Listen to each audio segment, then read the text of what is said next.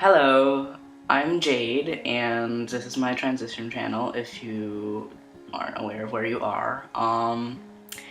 And I'm making this video because today marks my 2 months on testosterone.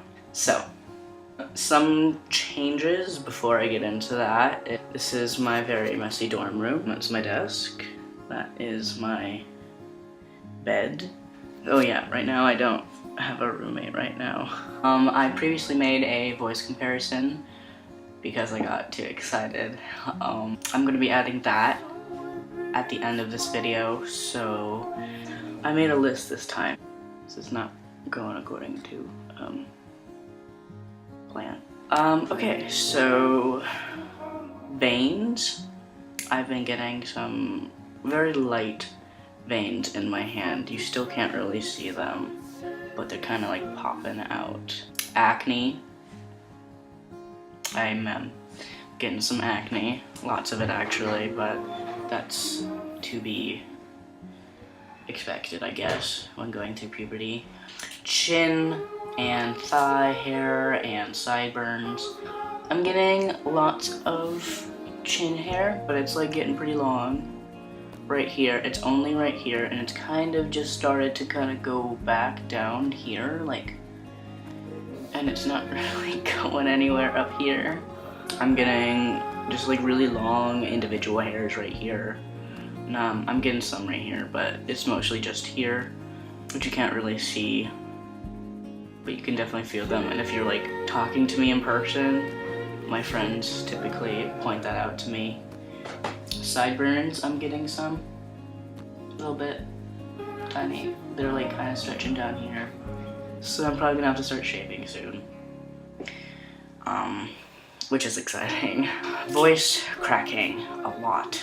I thought it was going to be kind of embarrassing, which yes it is kind of, but it's actually more exciting because I know that when it starts to crack, it's going to start going lower. It sounds like I have a cold a lot. Like, I was talking with some professors that knew me last year, and I was talking with my dad on the phone, and both, like, all of them have asked, like, do you have a cold? And no, it's just my voice changing. It feels like a constant itchy throat. I've been feeling aggression. Like, when you think of aggression, you think of violence, and it's not necessarily violent, it's just it takes me longer to let go of things, like usually negative emotions, before I would just kind of get upset about something and then let it go after a while. It's just like I'm feeling things a lot more intensely, just not as frequently. Like, I think the testosterone is like making it harder to express my emotions and my feelings and what I want to say and what I want to communicate, and so me wanting to bottle these things up for the most part makes it a lot harder to contain them after it gets to a certain point, and so it does kind of come off as a bit more intense. I think frustration can easily turn to anger, which is something that I need to work on. It's been really hard for many reasons, but one of the really hard things is going through all of these changes and not really knowing if these things are natural. Basically what I'm saying is, like, not a lot of my friends have gone through like testosterone-induced puberty, and so I haven't had the opportunity to really ask a lot of questions and get a lot of answers about what I'm experiencing.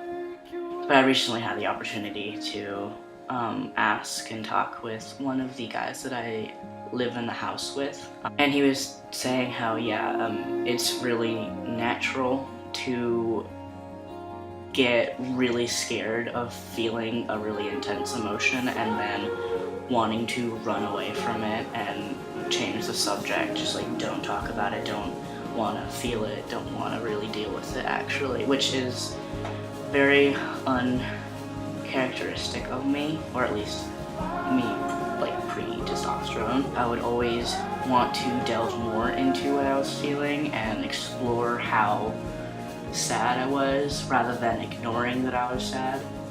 Being able to talk to that guy that I mentioned before really helped, because it's like I know that it's something that is natural and that it's not something that is necessarily wrong with me or is like a character flaw exactly. It's just something that I need to actively work on. And yeah, I, as of right now, have stopped my cycle, which I kind of came as a surprise, to be honest. Like, I knew it was gonna stop, I just didn't know really when, because I think it differs for a lot of different people. One of the main issues that I had to really think about and process, and I'm still technically kind of processing, is infertility. It's a process, closing that door when you have been told, I have been told, that that's the way I'm going to have kids. It's a maternal cycle, really. It's a maternal reaction, function kind of thing. And I do love kids, and I do want kids, and closing that door has been a journey, and is still a journey. And it's also something that I need to take time to process and really give myself time to feel.